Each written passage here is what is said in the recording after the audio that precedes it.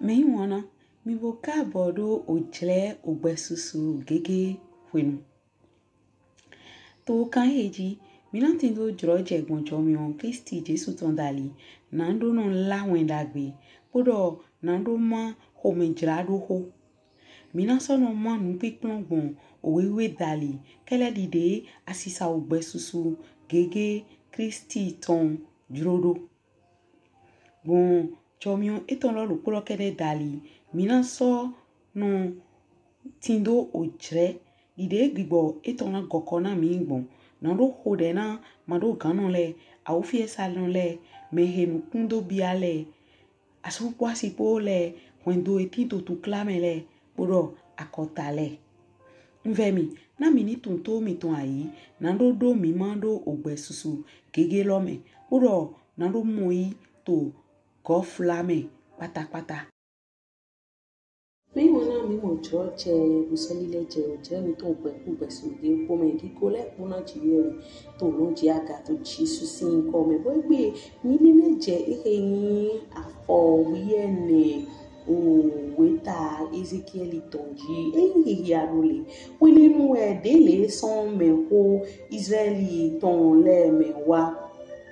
de bosi ayin to nkan se owo kun ton so wa de domo biso nu gbe to ton o mehele ko rin o vodun ye ton le nando ke agawa bio aiha ye ton me bo so yi zanu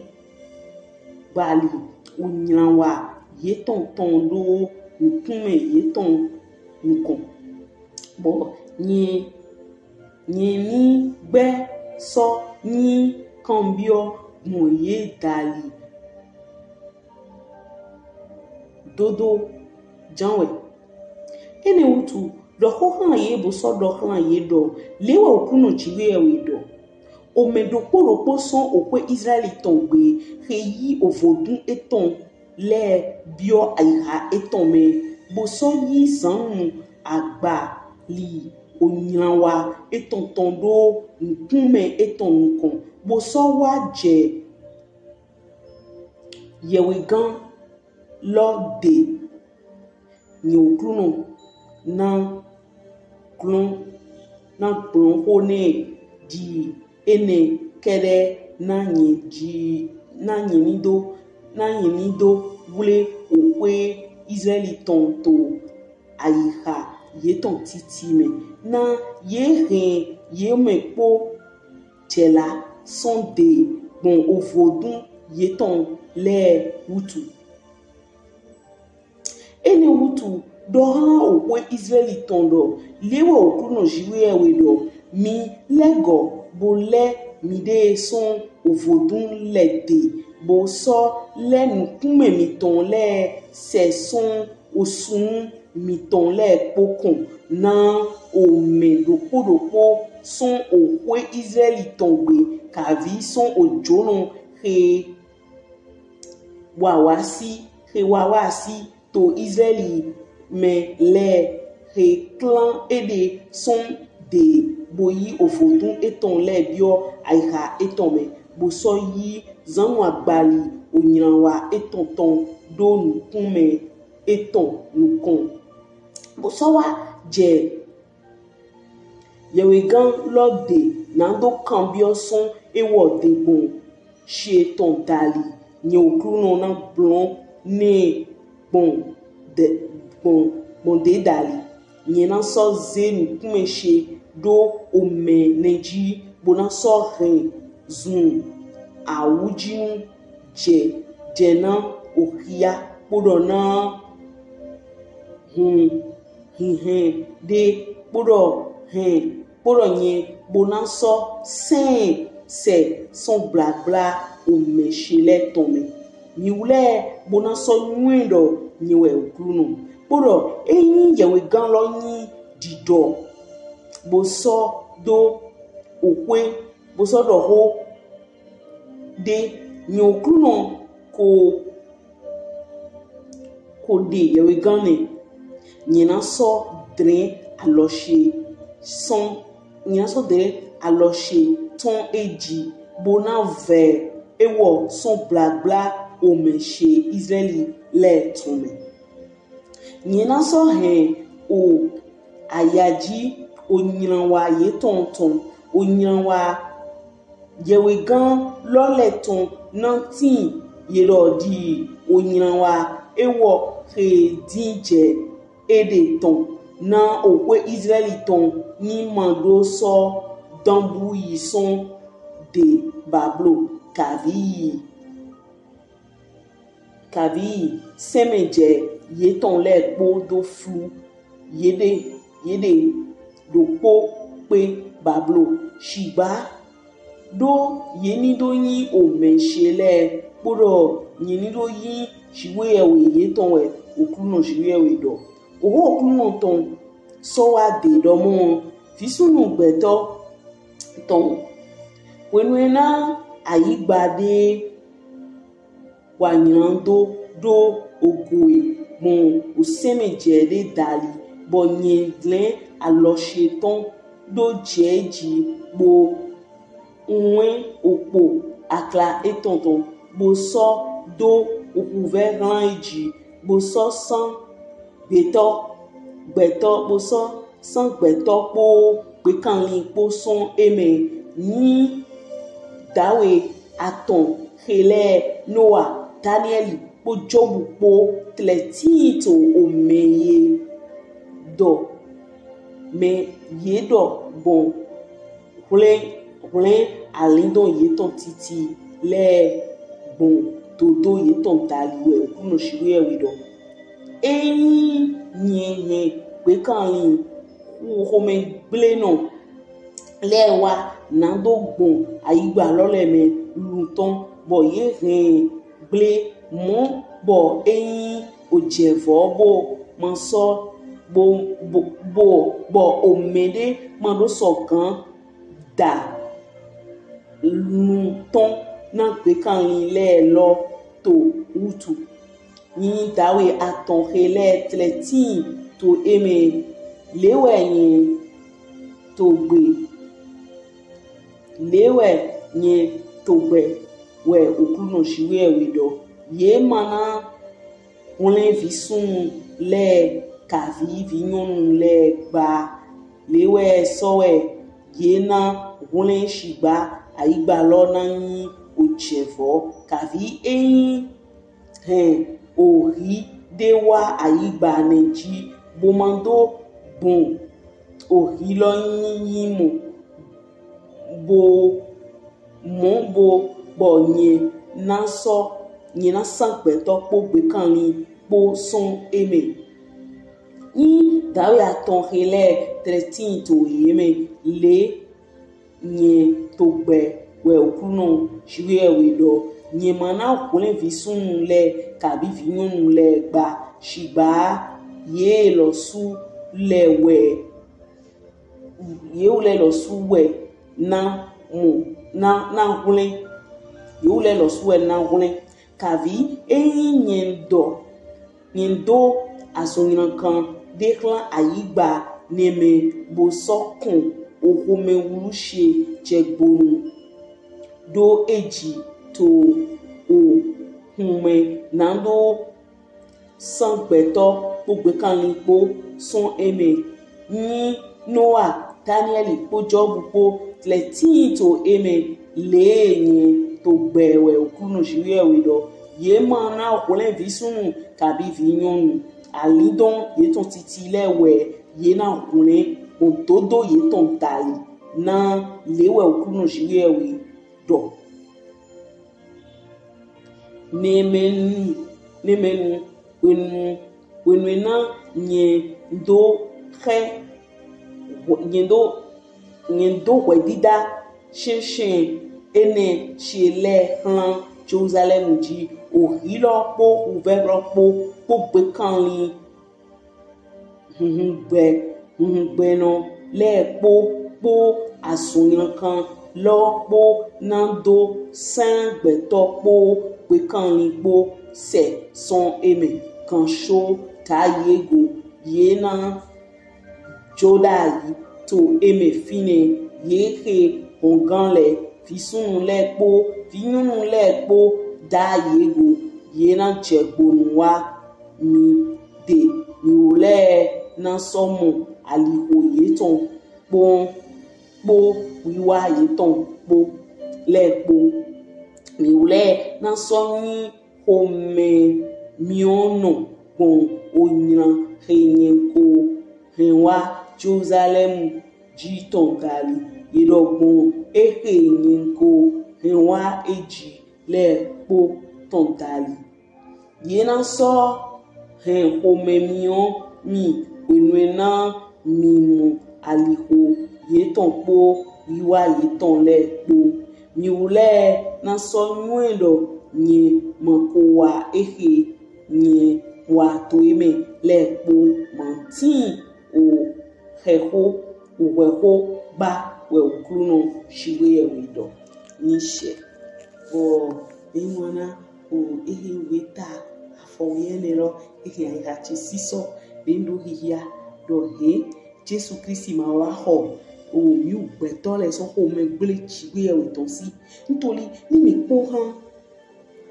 gbeto namu de ko tin poto fodu e to poto ai ton le mi ma kan do so ha de we bo fodu ten ko kan fodu lo ma hu kan mi jijro menu jijro me devo ni mo me devo si mo ma de sun ma ho puta pon na chiwe ewe won do ha me devo mo ma kan ho pon ma kan da lo ego e ma yin chi ma si kan din e ma yin chi bo ni domlo mi pon weta exodus iton o taiton oko afoeton foton kun awi eni hihiado le ma hiya mi si ye mana do nkun ken do okwe komenu to eton ko ye mana do nkun ken do asi komenu to eton ko kavi devi sun eton kavi devi nunu eton kavi onyi eton kavi kete eton kavi onude pepe kenyi komenu to eton bon nuku kene he mi ro jijo irande nuku so he me no vodo me de titido talibani se nuku me de voto fodun le we ni to bi chi e si nko boni mi ka kun egbe ni wo ego akun mi flelelele ite utu e ndo je akun kodo ji kele di meyin ise no nítorí we ma lo edudo ho han me de vive togun jiwe e ton boni mi kun egbe ni u to Kristi mi le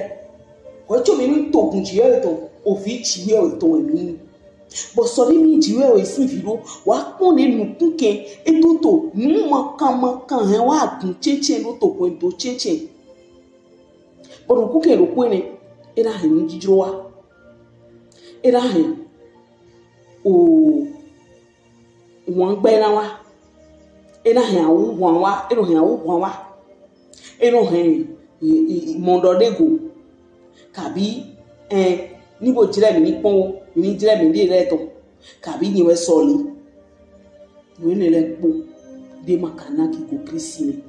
do ko telu e mi na ba ni bo won na de bo we na ko dai ha mi to mi bo ai won na bo mo lo ha e o ki ko je to so a ya fa e won na me ise no le fi ko telu e na to bo o ni lo ni o Ezekiel o tawi ni lo do iro nukunken fodun remogwedida tre so chiwe ewete bo apati tan mi roro nukunken fodun de to chiwe ewe si nko ite utu ero fodun to chiwe si nko we tell we pe ton abo nukunken no so tonton no so tonton bona gba chiwe ewe ona mo do je wa da pele na mi o so ma tẹ̀lé mi ni po emi de pe kun mo to mi de me gba kun mo to pipon le do mi to da gbe je wa ni gboro nu do gbodo nu do to chiwe ewe we tell we better na mo kuke no so tonton brother ha no so chede ba de ro to gudo e me na ko alo ni le to le ni ma tẹ̀lé o lo na nyu e na mi we tell we better na mo kuke Bo aguna to flele wo ki go Kristo ton abi agunle. Bo iro mi to mi aya me popo na ya ro po. Yo voudrais être d'un même cœur. Pour qu'il y ait un bon ton nom, il y a son liwa. Mwero, mimo jefi, chicho lo buto mite. Amo fi mon ko mi je igbedi. Fi mon ko mi je ma. Bo ko de lo to mi na lo je. Fi emi na he chicho lo bute. Bo mi na je mi de language. Chiwe o de no form lo stop pour vos désordres. Ni chi no chi te tête be to mi tenti. Kele de chi te gun, chi te wa igun to o to eta Californie, Los Angeles, bon mion do fa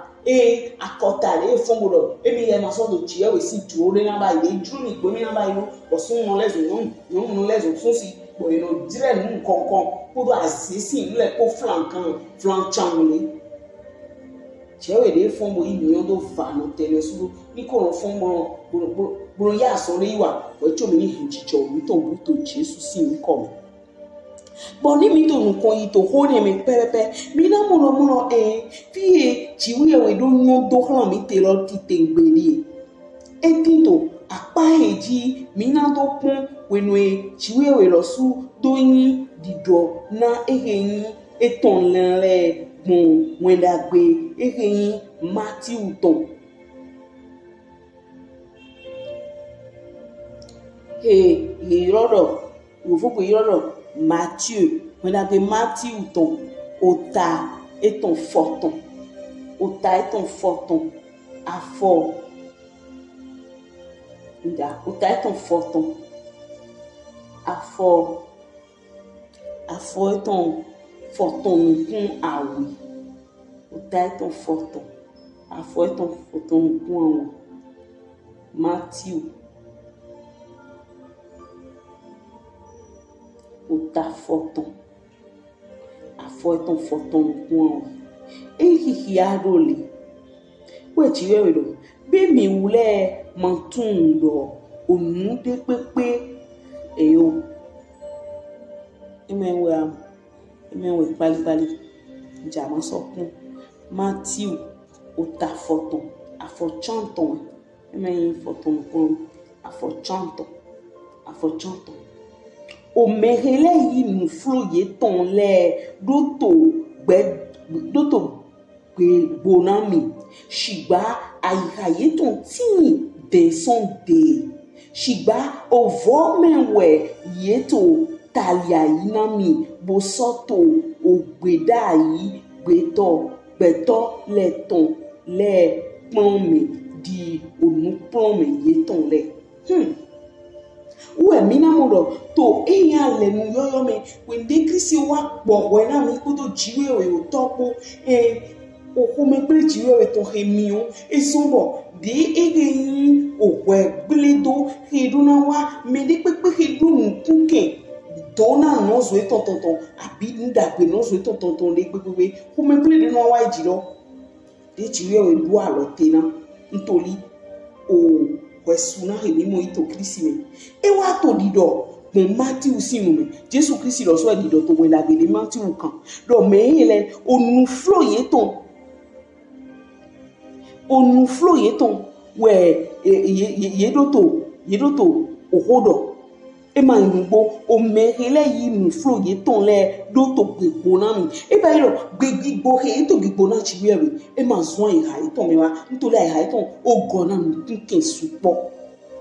e do shiba iha iton tin de son de we ni mi kun ni yemele ni me no dibu si jiwe ewe boya ando ti lo ye ma ku Fernando mi o àwọn ọmọ wa o asonya kan mo wa amu oku de we nwe ni no he wa oku de nwe ne to hi wa oku lo fi no bele sun ye ma so mo troje na mo ko de ro de je ro da na mo troje na mo si oku no to jile npopo ai ha ro popo ni bo no ai ha fi ton le ai gba ji fi ton le no agwa ai ha me na me na ba ile e wo ba ile mi so ba ile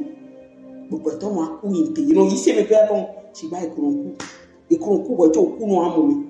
nko de lo yi se no de pepe ti do apa we ni ta yon ble bulo me bon e ye kan ho e ton e ti e we na mi bon dido ti e we ni de ise no lo ton son o kan ele me to Jesus sin kom e mi wa apa we to e do dido we ble to de ku mi to mamu sigba de gbigbo mi to na mu bo nínú no ye mo chomo yi so ti e we si when dey wa yi vlavo de ro àbí ye wa yi plan lo àbí ye wa sin o si e ro àbí ye wa se we na lo ya igbo ton kokko na mi bi o we kan he me gbe to singan ya na lo singan yi kokko na o na lo yin ro ko je kon bo yi do kon so ti e we me ko ton so me ma mi why ha chi kona mkunke ai ha chi kona mkunke do azonyiro kan ni be kaka wo chi we yo fodun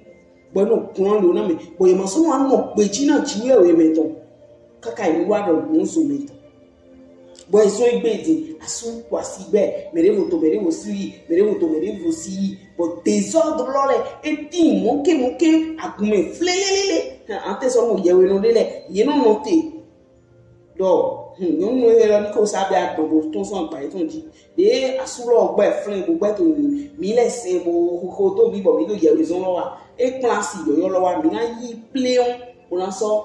bule alo ayi me po na no frin mo se ni we doesn't be now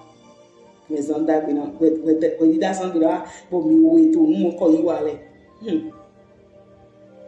mina dogbe asomi tonton mina dogbe asomi tonton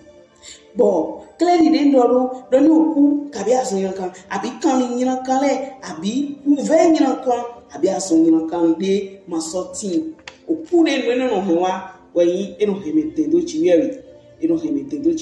bo ndi akono yi ba ile de ato chiwewe no de digbo kun to ko bo alo na we no wa kwa i ha to so yin na me dino ni le pupa patabu boni mi wa ro kun depo de to emeto Ezekiel si bo no do jire mi ton ko ti we do to me ni pepe he na di yewe no de mu bo ko do nu kinke na lo janu ho me mi o kun ton ni ro ko je mi na ko me ro si ba to le mi o me di se we ma do ni ro mi no me ro ni mu me ro wa ro su si conséquence when I'm not doing it, when I'm doing it, when you make a mamma drug, and lose the way if you will, when I hold it, I've been a same, I've been a waiting, I've been a waiting point of memo. Fitena bonan tonson pour clan, et un bonante, pasteur like to clad to pasteur like, which Jimmy Hodiani, which Jim Mantano Gandhi, which you feature, which Jim Nive, Medema Kawandi, King the Ado to I have when here we see big ball. Tendoe, boringi bojewe to tendoe, ales wansi tofoe, ene ales wansi tofoe, me ne ko gonflin, ya un client for gojiwe, e client for jiwe,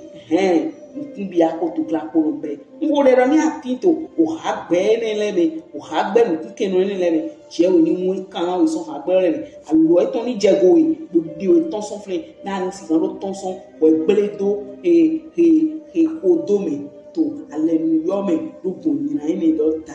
bo ma so yin kon kan mo na te fi na lo ko de baba to Jesus sin ko me mi popo di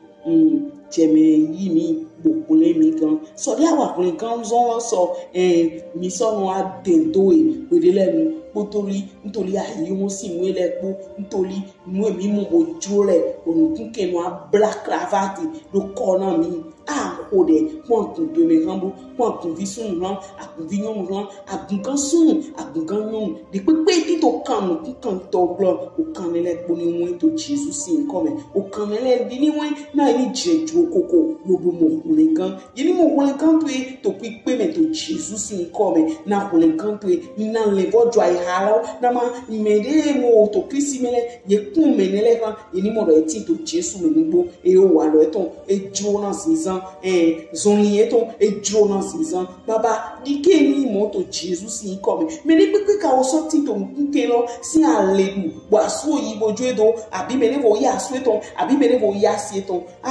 je me mo contester ko to no le ko kaka so yi wa yin le blano wa le blana me mo ko de fonson e hin o san yin kan ni ji bo lawo ni bo ju ai hai ton bo ne le vojo bo ko positionner lo jomi o to le me ni mo tun ko re mo gbole na le bo to akume bo ma mo e hin ko pe na bo e vena da o nkode do je me na so igbo alido aso igbo to ni mo alido ito na ni mo aso igbo pátápátá bo fon glitchon to yeme na no si to bo gbeti zone agbajabla na no ko to gbeti zone yo me e che do mo to Jesus si ni ko me ko de lo ti ni she bo akado gbeje se